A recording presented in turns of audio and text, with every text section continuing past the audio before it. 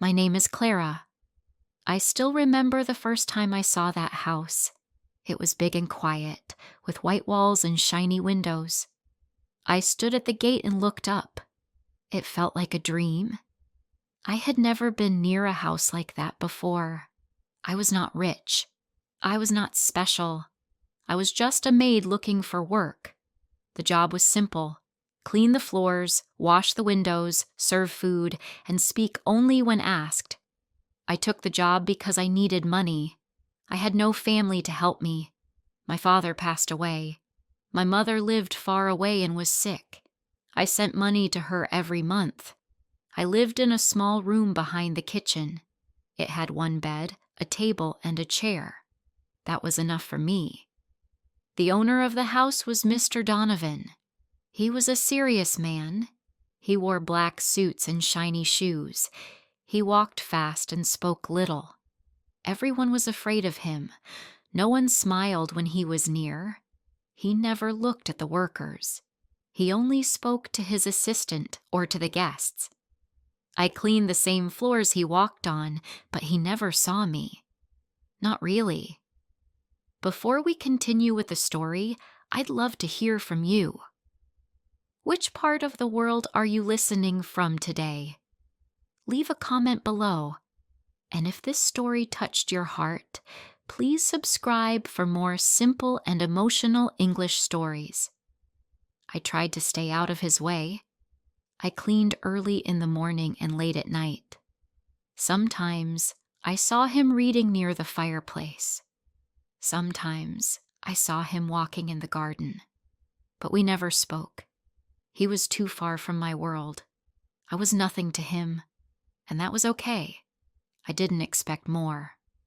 One afternoon, I was cleaning the glass doors in the back of the house. It started to rain. I ran to bring the laundry inside. I slipped a little near the stairs and dropped one of the towels. As I bent down to pick it up, I heard a voice. "Are you all right?" I turned around. It was Mr. Donovan. I froze. "Yes, sir," I said. He looked at me for a moment. Then he walked away. That was the first time he spoke to me.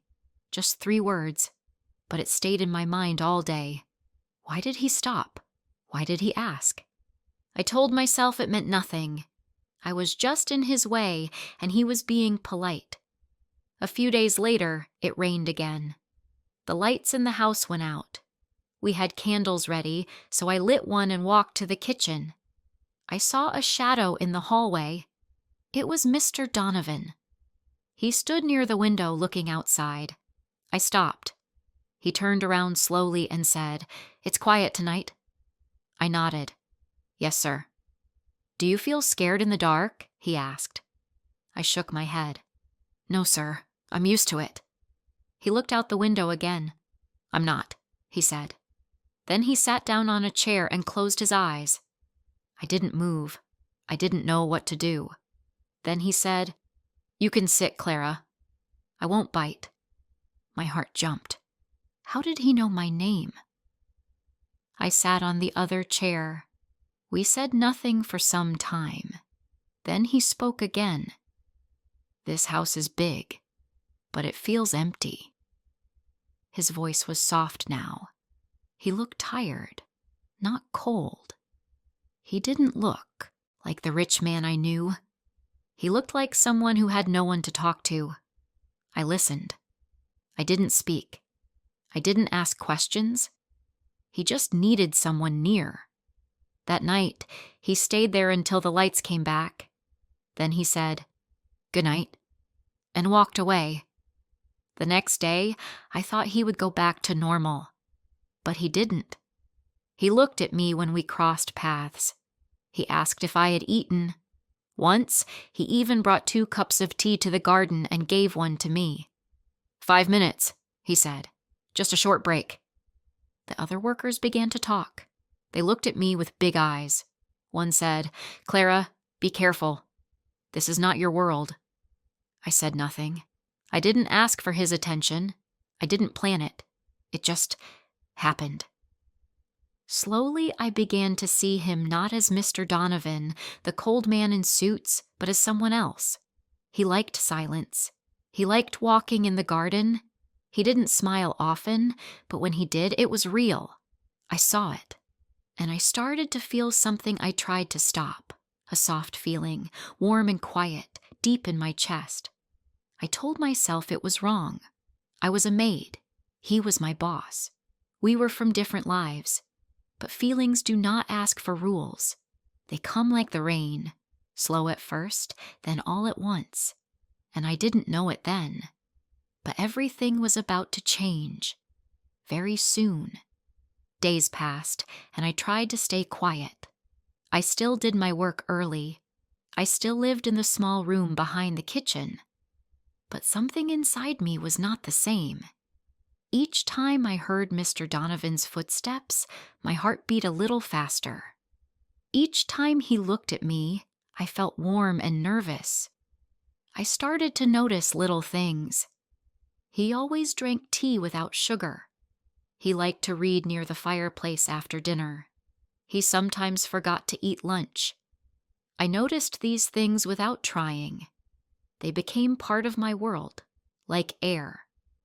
One morning, he asked me to bring him tea in the garden. I walked there with the tray in my hands. My fingers shook a little. When I reached the table, he looked up from his book and said, "Sit." I sat down slowly. He watched me for a second, then smiled a little. "You are always quiet, Clara. Why is that?" I looked at my hands. "I'm not used to talking much, sir." "Stop calling me sir," he said. "Just call me Daniel." That name felt strange in my mouth. I had never used it before. I just nodded. We sat for a while. He asked me where I was from. I told him I grew up in a small town. I told him about my mother. He listened, really listened. Not like rich people who pretend. He asked what I liked to do. I said I used to draw as a child. He smiled. "I used to play piano. Haven't touched it in years." His voice became soft. "After my parents died, this house became very quiet." That was the first time he told me something personal. I didn't know what to say. I just listened. And he kept talking. He said he had no brothers or sisters. No one close. The house was his, but it didn't feel like home. I looked at the big walls, the tall trees, the quiet space. I understood what he meant. A house can be big, but still feel empty. From that day, he called me to the garden almost every morning. He asked for tea, but I think he just wanted company. Sometimes we talked, sometimes we didn't. But the silence was never cold. One morning, he asked me if I wanted to walk with him. I was not sure, but I said yes. We walked slowly down the long path near the trees. The sun was soft that day. He asked me about my dreams. I told him I didn't have time to dream. "Try," he said. "Just for fun." I looked at him. He was serious. I said, "Maybe one day I'll live near the sea. Somewhere quiet, with fresh air." He smiled. "That sounds nice." I didn't tell anyone about these talks. The other workers still looked at me with sharp eyes. Some stopped speaking to me, but I didn't care. Something was happening, and I didn't want to run from it. I was still afraid. I didn't know what it meant. I didn't know what he wanted from me. But each time he said my name, I felt something strong, something real. Then one night, everything changed. It was late. Most of the staff had gone home. I stayed back to finish cleaning the kitchen. The rain had started again. I heard the thunder outside. As I dried the last plate, the lights flickered, then went out. I lit a candle and walked slowly to the hallway. The whole house was dark. I saw light coming from the study. I walked closer and found him sitting there near the window. He didn't look at me at first. "The storm again," he said quietly. "Always at night." I nodded. "It's strong today." He turned to me. His face was calm, but I saw something in his eyes. something deep. He stood up and walked toward me. My heart jumped. He stopped just in front of me and looked down. "I need to ask you something," he said. His voice was low. "But I need you to be honest." I didn't speak. I couldn't. He took a small breath and said, "Do you think of me when I'm not in the room?" I felt my hands go cold. I looked up at him. "Yes," I whispered. "I do." He smiled a little. "Good, because I think of you all the time." I wanted to speak, but I couldn't. My chest felt full. My eyes started to burn. Then he took the candle from my hand and set it on the table. He stepped closer and gently touched my face. "I don't know when it started," he said. "Maybe that night in the dark, maybe before, but I haven't been able to stop thinking about you." I felt my tears fall. I didn't want to cry, but they came. He wiped one with his thumb. "I know this isn't normal," he said. "You work here, I live here, but I don't care about rules. I care about what's real, and this feels real." I closed my eyes for a second. When I opened them, he was still there, close and warm. I said, "It feels real to me too." He leaned down and kissed my forehead. It was soft, slow, like he didn't want to scare me. That night we didn't talk much after that. He walked me to my room, said goodnight, and left. But I didn't sleep. I lay in bed and stared at the ceiling. My heart was loud. My mind was quiet. I didn't know what tomorrow would bring, but I knew everything had changed, and there was no going back. The next morning, I woke before the sun, as always, but everything inside me felt different. I touched my face where he had kissed me and sat on the edge of my bed, unsure what to do next. Part of me wanted to pretend nothing had happened. Another part wanted to hold on to that moment forever. I got dressed slowly, my hands moving without thought, and went to the kitchen. The house was still quiet. I made tea the same way I always did, but my heart felt louder than the boiling water. He came down later than usual. I expected him to act different, maybe colder, maybe distant. But when he walked into the kitchen and saw me, he smiled gently, like nothing was wrong and nothing had to be hidden. "Good morning," he said, and I answered back, my voice soft but steady. He waited until no one was looking and brushed his fingers against mine as he took his cup. It was small, a second of touch, but it lit something inside me. It told me the night before was not a dream. For a few days, nothing changed on the outside, but everything shifted inside. He looked for me in every room. If I was folding sheets, he walked past slowly. If I was cleaning the windows, he found some reason to be nearby. And when we were alone, he let his guard down. He spoke to me about his work, about his loneliness, about how he had stopped believing in love a long time ago. I didn't say much. I was afraid of saying the wrong thing. But I listened. I always listened. And he kept giving me pieces of himself, little by little, like he wanted me to hold them safe. But the house wasn't blind. People talk. People notice.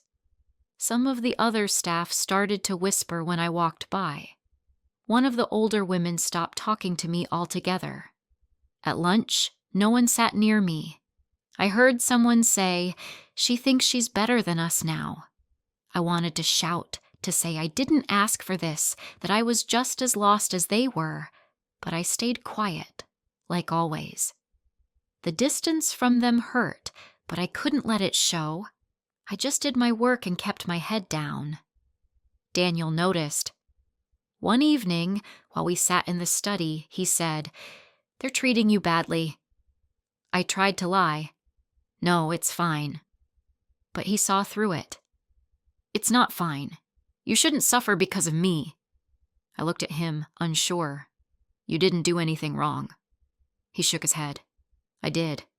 I let you carry this weight alone." I touched his hand. "I'm not afraid," I said. And I wasn't. Not of them. Not of their words. What scared me was the way I felt when he looked at me, like I was the only thing that mattered. One rainy afternoon, he asked me to walk with him again, this time down to the far side of the garden. It was quiet there, with soft grass and tall trees. We stopped near a bench, and he took both of my hands. "Clara," he said, "I don't want to hide anymore. I don't want you to feel like you're something secret. You're not. You're the only real thing in this house." I looked at him, confused. "What are you saying?" He smiled. "I'm saying I want more. I want you beside me, not behind me. I want us to be real, in the open." My heart stopped for a moment. "You mean?" He nodded. "I want you to be mine, truly mine. I want to marry you." I couldn't speak. I looked at the trees, the sky, the wet leaves. Everything felt too big, too fast. I was just a maid. He was a man with power, money, and a name people respected. "But what will people say?" I asked. His voice was steady. "I don't care what people say. I care about what I feel. And I feel this, Clara. I've never been more sure of anything." The next few days were like walking through a storm. The staff heard rumors. His assistant tried to speak with him about it, but he sent him away. The news reached his friends. Some laughed. Some warned him. One even said I was only after his money. But Daniel didn't listen. He told them, "You don't know her, and you never will." He stood beside me when no one else did. That gave me strength I didn't know I had. One night, I found a small box on my pillow. It held a simple gold ring. No words, no card, just the ring and a note with my name, written by his hand. I didn't put it on right away. I held it in my palm and cried.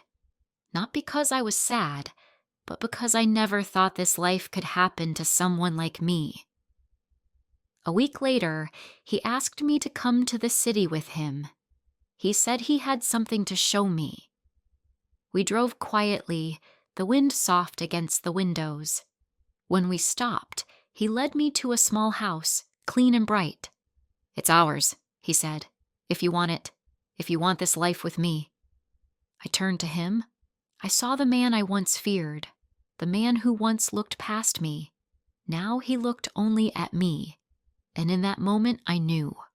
This wasn't about work. It wasn't about money or power or class. It was about a connection that came slowly, quietly, and then all at once. I reached for his hand, nodded, and whispered, "Yes." The morning after I said yes, everything felt like a dream I was afraid to wake up from. I opened my eyes slowly, expecting to be back in the small room behind the kitchen, but instead, I was in a quiet house with warm light coming through the curtains. Daniel had already left for work, but he left breakfast on the table with a small note beside it. It was simple, just 2 words. "My wife." My hands shook as I touched the paper. I held it for a while, smiling softly. That word still didn't feel real. Wife. I was no longer the maid behind the doors. I was the woman he chose to love. But life didn't stop for romance. We returned to the mansion together 2 days later to collect the rest of my things. The moment I walked through the front doors, I felt the shift. People stared. Some didn't speak at all. Others looked at me like I didn't belong. It was as if I had crossed some invisible line and they didn't know what to do with me anymore. I had always been silent, always small in their eyes. Now they didn't know where to place me. I didn't expect them to clap or smile, but I also didn't expect the cold. Daniel held my hand the whole time. He didn't let go, not once. Even when one of his old friends came to visit and gave me that look, the one that said, "What is she doing here?" Daniel answered it with just his voice. "She is my wife. You can show her the same respect you show me, or you can leave." That moment stayed with me. He wasn't trying to save me. He wasn't trying to protect me. He was simply standing beside me, not behind me, not in front of me, beside me. And that made all the difference. The days that followed were quiet but full. We moved into the small house he bought just for us. I chose the curtains, and he picked the flowers for the garden. We cooked simple meals together, and sometimes he burned the toast, but I didn't care. We were happy. Not the kind of happy with loud laughs or perfect pictures, but the kind that feels safe at the end of the day. The kind that makes you breathe softer. But even in that peace, I sometimes heard echoes of the past.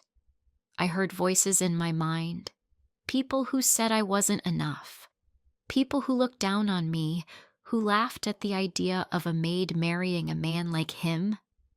Some nights, I would lie awake beside him and wonder, what if I can't be what he needs? One night, I asked him that. We were sitting on the floor of our small living room, sharing tea, the lights low. I said, "Are you ever afraid that this, us, it won't work because we come from such different lives?" He looked at me like he had been waiting for that question. "Clara," he said, "when I walk into this house and see you, I feel at peace. You don't need to be anything more than what you are. You don't have to prove yourself. You've already done more for me than anyone ever has." He paused, then added, "You taught me how to feel again. You made this house into a home. That's all I ever wanted." I cried a little that night, but it wasn't from fear anymore. It was from knowing I was seen, really seen, maybe for the first time in my life. He didn't care about my past. He didn't care that I came to him with nothing but tired hands and a quiet heart. He loved me for who I was. That love gave me the strength to believe in myself too. As time passed, people around us changed slowly. Some of his friends started visiting again, and they were polite.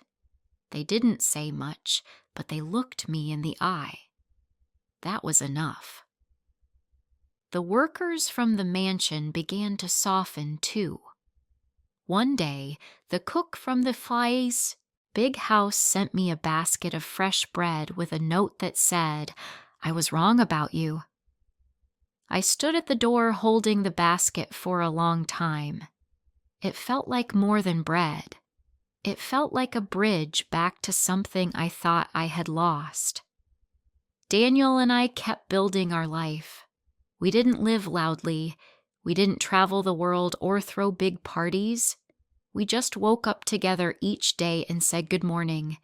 We made tea. We sat in the garden. He read books and I planted flowers. And some nights, when it rained, we sat by the window and just listened, side by side, remembering how it all began. One evening, as the sky turned pink and the wind moved through the trees, he looked at me and said, "Do you ever think about that first night we talked?" I nodded. "I do, all the time." He smiled. "I think it saved me." I looked at him and said, "It saved me too." And that's the truth. I started as the maid in a house too big for me. I thought I would live a quiet life, forgotten and unseen.